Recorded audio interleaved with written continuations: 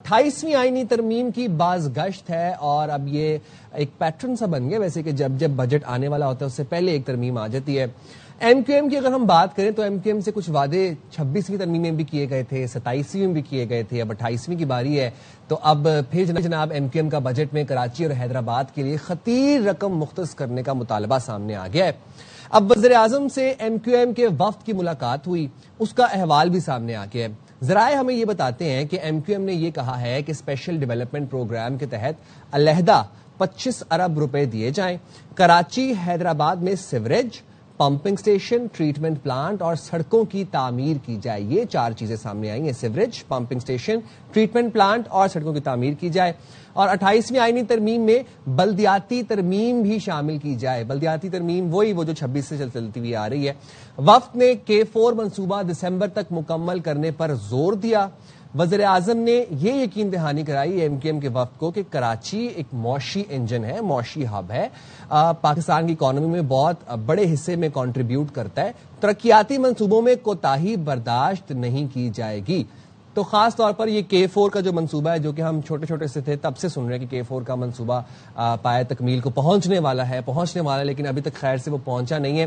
तो वज़ीर आज़म ने ये जरूर कहा है एमक्यूएम के वफ्द को कि कराची एक मौशी इंजन है और जो भी तरक्याती मंसूबे होंगे उनमें कोई कोताही बर्दाश्त नहीं की जाएगी किसी किस्म की। तो एमक्यूएम का ये मुतालबा है जो कि 28वीं आईनी तरमीम में सामने आ गया है। एक तो कराची और हैदराबाद के लिए अलग से फंड मुख्तस करने का, दूसरी जो बल्दियाती तरमीम है वो भी जो कि 26वीं में भी थी, 27वीं में भी वादा था, वो अब 28वीं में दोबारा वो चलती हुई आ रही, कैरी फॉरवर्ड हो रही है कि 28वीं के अंदर भी जो बल्दियाती निज़ाम है उसको मजबूत बनाया जाए, इख्तियारात की जो मुंतकली है उसको निचली सतह तक यकीनी बनाया जाए। ये एक एमक्यूएम का एक दरीना मुतालबा था जो कि पिछले 2-3 सालों से चलता आ रहा है। तो अब जनाब हमें देखना यह है कि एमक्यूएम के साथ क्या बात हुई है, क्या यकीन दहानियां करवाई गई हैं, एमक्यूएम के मुतालबात क्या हैं 28वीं आईनी तरमीम में, टू बी वेरी एग्जैक्ट बात कर लेंगे। इसी हवाले से हमारे साथ मौजूद होंगे एमक्यूएम पाकिस्तान के रहनुमा डॉक्टर फारूक सत्तार साहब। बहुत शुक्रिया डॉक्टर फारूक सत्तार साहब, आपने बाखबर सवेरा के लिए वक्त भी निकाला। सर, जानना मैं आपसे ये चाहूंगा कि 28वीं आईनी तरमीम की बाज़गश्त सुनाई दे रही है, एमक्यूएम पाकिस्तान का इस बारे में क्या मौकफ है, क्या मुतालबात हैं, जरा वो हमें क्लियरली बताइएगा। मेरे ख्याल में ये बहुत वाज़ेह है।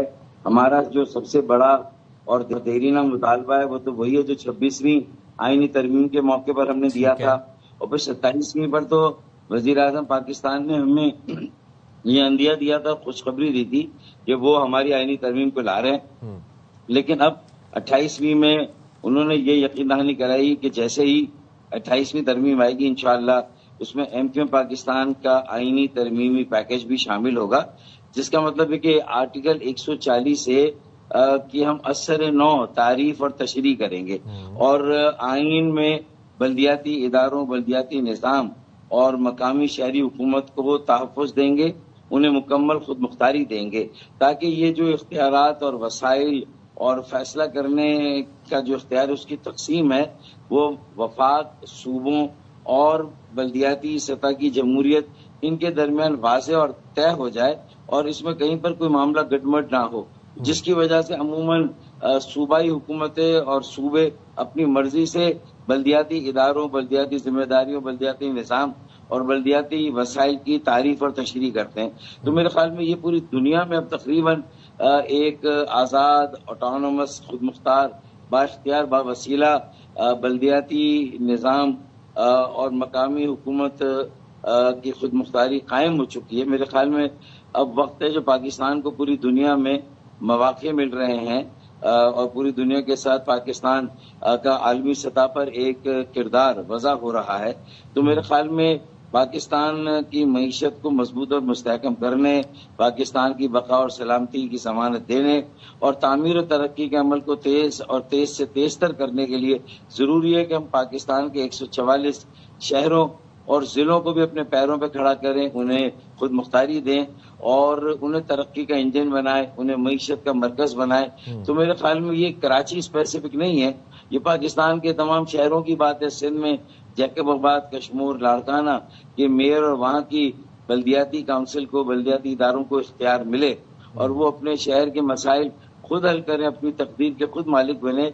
ये मेरे ख्याल में جمہوریت کا بنیادی اصول ہے کہ اگر لوگوں کے لیے جمہوریت ہے، لوگوں کے دم سے جمہوریت ہے، اور لوگوں کے جو معیار زندگی کو بہتر کرنے کے لیے ہے، تو پھر اس میں شاید وفاق اور صوبوں کا اتنا کردار نہیں جتنا کردار شہروں کا، ضلعوں کا، تحصیلوں کا اور یونین کاؤنسلوں کا ہے۔ اس سطح تک اختیار دینے کی باتیں تو لیکن ڈاکٹر یقیناً تو پھر کرنے گئی۔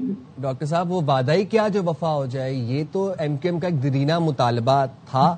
پچھلے 3 سالوں سے ہم دیکھ رہے ہیں آرٹیکل 140A والا اور یہ جو آٹونومس بلدیاتی نظام ہے، یہ تو ایم کیو ایم ڈیمانڈ کر رہی تھی، 26 میں بھی ڈیمانڈ کر رہی تھی، 27 میں بھی ڈیمانڈ کر رہی تھی۔ اب 28ویں میں واٹ از نیو؟ آپ کو ایسی کون سی یقین دہانی کروائی گئی ہے، یا ایسا کیا آپ کو بتایا گیا کہ آپ کو لگتا ہے کہ 28ویں میں یہ آپ کا مطالبہ مان لیا جائے گا؟ دیکھیں، جو اس بات کا کمپریہنشن ہم کریں نا کہ یہ اتنی آئینی ترامیم کیوں ہو رہی ہے، تو اس میں 26ویں اور 27ویں میں کچھ جماعتوں کا اپنا جماعتی اور گروہی مفاد بھی تھا نا۔ لیکن میرے خیال میں اب کوئی ایسی ترمیم بھی ہونی چاہیے جس میں پاکستان کے 25 کروڑ عوام اور جو شہری ہیں، بے روزگاری، غربت اور مہنگائی کی چکی تلے وہ بار بار اور روزانہ پیچھے جا رہے ہیں۔ کن جماعتوں کا مفاد تھا، کن جماعتوں کا ذاتی مفاد تھا 26ویں ترمیم اور 27ویں ترمیم میں؟ سر دیکھیں، میں سمجھتا ہوں کہ جو 28ویں ترمیم میں ہمارے ترمیمی پیکج کی مخالفت کریں گے اور کر رہے ہیں، ان کا مفاد زیادہ تھا۔ انہوں نے میٹھا میٹھا ہپ ہپ، کڑوا کڑوا تو دیکھیں، جہاں انہیں زیادہ اسپیس مل گئی مالی، مالیاتی، معاشی، معاشرتی، ہر تمام شعبے میں، حکومتی، انتظامی، آج اگر تھوڑی سی اسپیس ان سے لی جا رہی ہے اور وہ ڈیولوشن جو منتقلی اقتدار کا طے تھا 18ویں ترمیم میں بھی کہ صوبہ خود مختاری کے بعد اب مقامی خود مختاری کی طرف جائیں گے، اس وقت بھی طے تھا، اس کے ساتھ ایک پورا نوٹ لگا تھا 18ویں ترمیم کے ساتھ، جس میں یہ تمام سیاسی جماعتوں نے یہ کمٹ کیا تھا کہ اب جو صوبائی حکومت اور صوبوں کے پاس اختیارات ہیں وہ نیچے جائیں گے، یہ سب نے طے کیا تھا۔ اب اگر اس کی کوئی مخالفت کر رہا ہے تو میرے خیال میں پیپلز پارٹی پنجاب نے اس کی مخالفت نہیں کی، پیپلز پارٹی سندھ نے مخالفت کی ہماری یہ آئینی ترمیم کی، جس کی وجہ سے یہ 27ویں میں نہیں آ سکی تھی۔ لیکن وزیر اعظم نے پھر اعادہ کیا، اس بات کی یقین دہانی کرائی ہے، 27ویں میں تو وہ تیار تھے، پی ایم ایل این کی کوئی مخالفت نہیں، وہ مکمل طور پر اس کی حمایت و تائید کرتی ہے۔ اور پنجاب اسمبلی نے تو ایک قرارداد بھی پاس کی ہے۔ پھر جسٹس گزار احمد شیخ، سابق جو چیف جسٹس سپریم کورٹ ہے، انہوں نے بھی ہماری پٹیشن پر آرٹیکل 140A کی جو وضاحت کی، جو تشریح کی، اور جو ہمارا موقف تھا اس کو 100% انہوں نے جو ہے وہ اس کو تسلیم کیا۔ تو میرے خیال میں اب یہ کہ اگر پیپلز پارٹی چاہتی ہے کہ وہ پاکستان کے اس پورے سیاسی منظرنامے میں عوام کے سامنے اپنے آپ کو ایکسپوز کرے اور جو ان کے سارے جمہوریت نوازی کے دعوے ہیں وہ دھرے کے دھرے رہ جائیں، تو پھر یہ ان کی مرضی ہے، کیونکہ ان کی ویسے بھی گورننس کا جو اصل امتحان تھا وہ سندھ میں تھا، جو کہ ثابت ہوا 18 سالوں میں کہ بدترین اور کرپٹ ترین حکمرانی جو انہوں نے قائم کی تھی۔ 25,000 ارب روپے جو ملے 18 سالوں میں، اس کا انہوں نے کیا استعمال کیا، کہاں پر یہ لگے، وہ خود بتانے سے قاصر ہیں۔ چارائے بھٹو کا اگر افتتاح ہونے والا ہے بالآخر، تو کتنی مرتبہ اسے آپریشنل کیا جا رہا تھا، اس کے ٹیسٹ ٹرائل لیے جا رہے تھے، تو کتنی مرتبہ چارائے بھٹو جو ہے وہ گری ہے، کتنی مرتبہ جو ہے آپریشنل کیا انہوں نے متبادل حق کینال کو، تو اس حق کینال میں کتنے بریچز ہوئے، کتنے سوراخ ہوئے، کتنی مرتبہ وہ بہ گئی، ریڈ لائن کا کیا حال ہے، کریم آباد کا فلائی انڈر پاس خدا کر کے مکمل ہوا ہے، تو اس کی ذرا سڑک جا کر دیکھ لیں۔ ویسے فاروق بھائی، آج تو ایک بڑا کارنامہ ہونے والا ہے، باقاعدہ طور پر شاہراہ بھٹو کا افتتاح کرنے جا رہے ہیں بلاول بھٹو صاحب، تو آپ انوائٹڈ ہیں ویسے اس تقریب میں؟ نہیں، میرے خیال میں ہمارے تو وجود سے انکار کیا جاتا ہے، لیکن ہم انوائٹڈ ہو نہ ہو، ہماری جو مثبت تنقید، تعمیری تنقید ہے اور ایک دانا دوست کا کردار ہے، وہ پاکستان پیپلز پارٹی کے لیے بالخصوص سندھ میں اور پی ایم ایل این کے لیے وفاق میں ہم اپنے اس کردار کو جاری رکھیں گے۔ لیکن انہیں یہ سمجھنا چاہیے کہ ہم صرف 22 ایم این ایز اور 37 ایم پی ایز نہیں ہیں، یہ کاؤنٹ نہیں، ہمارا کاؤنٹ کراچی کے 4 کروڑ شہری عوام جو کہ پورے پاکستان کی نمائندگی کرتے ہیں لسانی اعتبار سے، علاقہ اعتبار سے.